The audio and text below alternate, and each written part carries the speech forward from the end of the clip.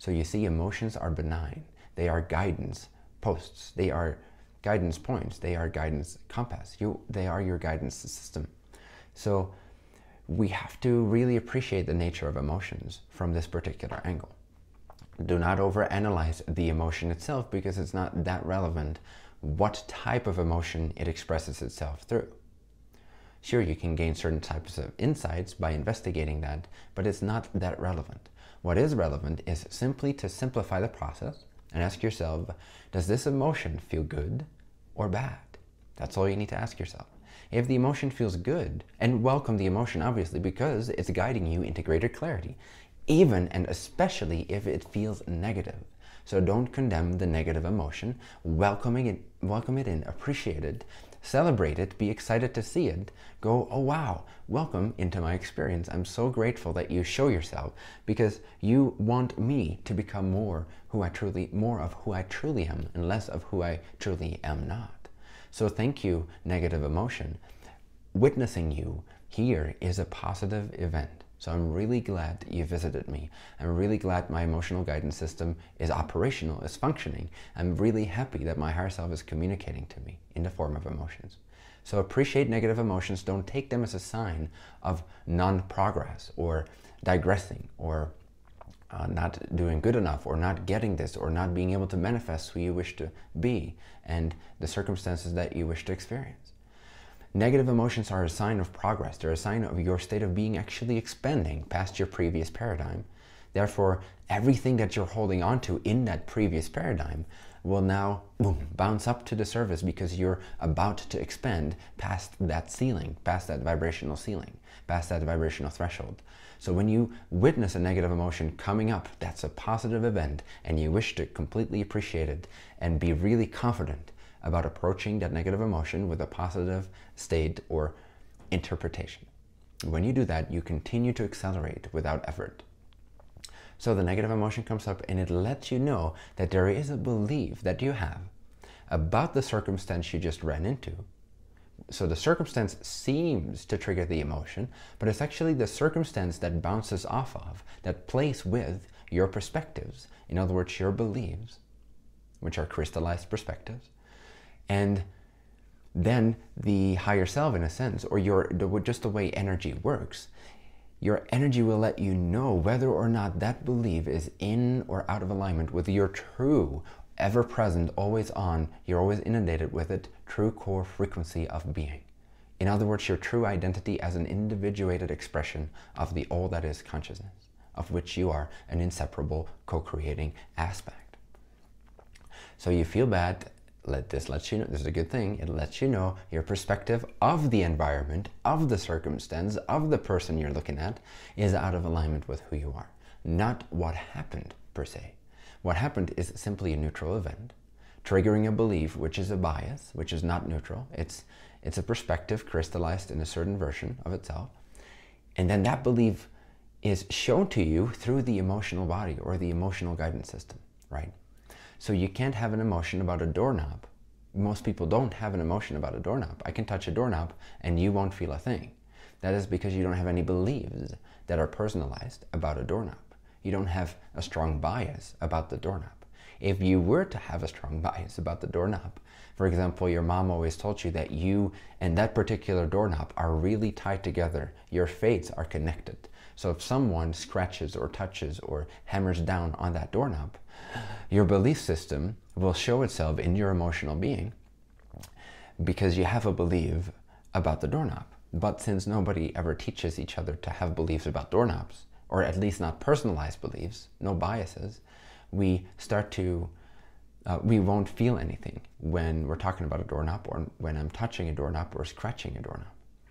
So you see, there is no inherent meaning in circumstance, and the only thing that ever triggers an emotion is a belief, which is a crystallized point of view, which you can change by moving into another point of view. So this is how it's so helpful to bump into circumstances that trigger beliefs that then trigger emotions. Now here's where the fifth level comes in. So emotions was the second level, which we usually in our society call the subconscious. Beliefs are called the unconscious. Emotions are called the subconscious.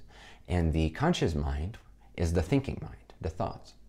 Now, what is the purpose of thoughts? The thoughts are meant to be utilized in the following way, simply to reflect upon what is or what has happened. It's a reflective mechanism, a reflective tool. And all it can really reflect is either the circumstances or the emotions. I mean, you can take it to the next level and you can utilize thoughts and get more into the higher mental type of thinking that is more abstract, that's more spiritually oriented in a sense. And then you can use that in a very contemplative way. But in general, thoughts are simply reactions to either the circumstances, the environment, or the emotions that are triggered by the environment. So they react. Many people think that thoughts trigger the emotions because when you think of a certain thing, it comes with a certain emotion, which is true. But what happens is that because you're thinking about a certain thing, that certain thing is a circumstance. The circumstance that you're imagining or thinking about or referencing somehow has a certain type of relationship to your belief system. And then whether or not your belief system is aligned with abundance or aligned with lack, you will either feel really great about what you're thinking about or really bad about what you're thinking about. So, thoughts can only react to circumstances or emotions, generally speaking. Emotions are triggered by beliefs, by the unconscious. The purpose of emotions is to show you that you have an unconscious and that there is beliefs there that may be unbeknownst to you, may not be known to you, and that you can transform these by shifting into another perspective of life, by taking on another belief system, by taking on another state of being, by changing your frequency, by feeling different in your state of being, by having a different perspective of life.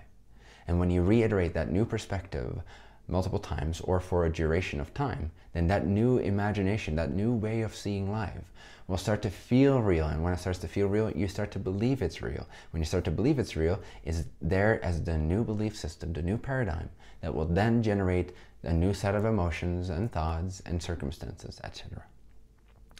So simply be aware of these 5 levels and know that your power lies in the level of the I am, having a certain point of view of life.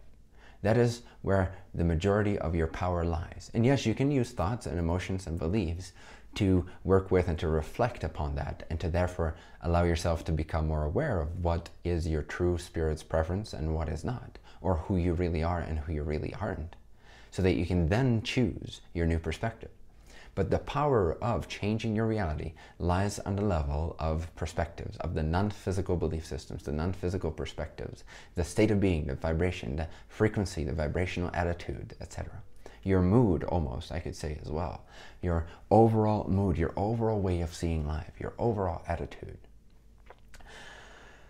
So study the schematic below this video and get a clear sense of how this is operational in you, and see that circumstances bump up against your belief system, which then let you know through the feeling state, through the emotional state, whether or not that belief should be looked at or should just be continued to be executed and believed in a sense, because it feels really amazing and it serves you at this particular time. Doesn't mean it will always serve you, because you change a lot, and so will the belief systems that serve you, depending on your stage in your own evolution, etc. So study the schematic, and the homework for this lesson is to listen to this lesson or to read this lesson at least once more, to study the schematic before your next lesson. And I would love for you to simply, during everyday life, at least for the next 2 days until you start your next lesson, but that can be longer if you feel like it, to become aware of this process in action. So notice that when you have an emotion come up, just remember the schematic, pull it up in your imagination and recognize, oh, the environment triggered or bumped up against my belief system. I now feel bad, but that's a good thing, because I want to see what feels bad when it comes up organically, at least. I'm not going to go look for it, but when it comes up organically, I want to look at it because it has some significance for me to look at. Otherwise, it wouldn't come up. So my higher self is letting me know, hey, there is a belief that's out of alignment. But you see that it's not in the circumstances. So you become more of a conscious person with a greater sense of integrity and not projecting as much onto other people and your environment how you feel. But now you start to, in a positive way, internalize that and integrate that and see that there is no inherent meaning and either positivity or negativity in circumstances or events or molecules, which is all that this exists of, seemingly. It is simply our belief systems that are colored in a certain way that then give rise to emotions depending on whether or not our beliefs are in alignment. So simply witness this process in everyday life and then go to the perspective level. Choose to have a different view of that same moment and see how it starts to, when you see it and then you feel it and then you be it, when you start to concentrate on that new visualization, that new view of life, that new understanding of that same exact experience. When you start to cultivate that and bring that into your imagination, you start to feel it and you start to be it, and notice how your belief system starts to tweak itself. It starts to change. You have these, aha moments where you feel, literally feel your belief system disappearing and another perspective becoming crystallized. And then you feel suddenly really good about the same scenario because you have eliminated the lack belief, or you've transformed the lack belief into some kind of an abundance view of the same circumstance. So what you previously labeled as, oh, this is lacking, this person is telling me that my clothes are ugly. That means I lack worthiness, that means I lack love and acceptance, that means I lack the money to buy new clothes, and that made you feel bad. The person saying something did not make you feel bad. Notice this in everyday life experiences. The circumstance does not transmit a state of being into you. It's impossible. Only you can transmit a state of being into your state of being. Only you are in full control of how you feel and what you see life through, how you see life. So you start to feel this belief system tweaking and replacing the lack beliefs of, I don't have money to buy new clothes, I'm not worthy of being loved, with, I don't really care, because A, that person has just its own point of view, which is equally valid. I appreciate that they have their own view of life. It's relevant for them. Mine is relevant for me. I feel really comfortable in these particular clothes. They suit me. They are an extension of who I feel I am on the non-physical level. So I feel great in them. I feel like this makes my physical suit more transparent to my true higher personality, my true higher character or nature. There is infinite abundance. If I want new clothes, I can somehow attract new clothes. I have no problem believing that, because I know that this is a creation of infinite parallel realities, and it's all a matter of shifting frequency into a paradigm where that already exists. So if I want to buy new clothes, I'll somehow attract the money to get the new clothes, and it will feel relevant and it will feel great. But right now I feel great walking around in these clothes.